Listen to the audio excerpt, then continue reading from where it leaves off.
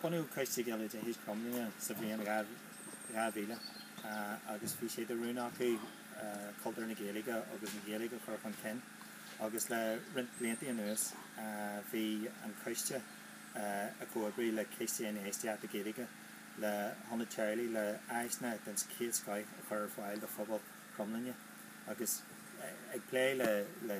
Cíban McGilliveen agus le Jerry Kappa T2 ar McQuillan seo anna Charlie uair nua ní bheith sé bhaid gné na slúte go le stahan se bheith sé mar wall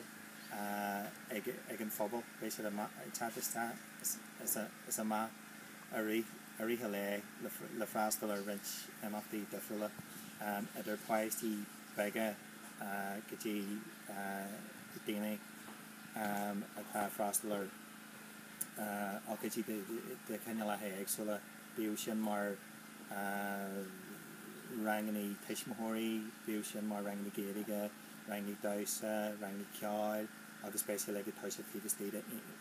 hís faoi aon Gina Wine agus sé sin anna Teaghlaigh Ghleann Darach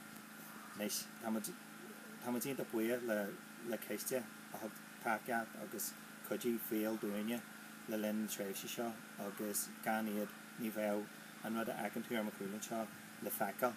agus mar tearmsa nealánach tús agus le cuabrú ó leití céiste a codí agus a thug cóile go féal dúine ní bheith le héiteánna ní gur mí maigah céiste.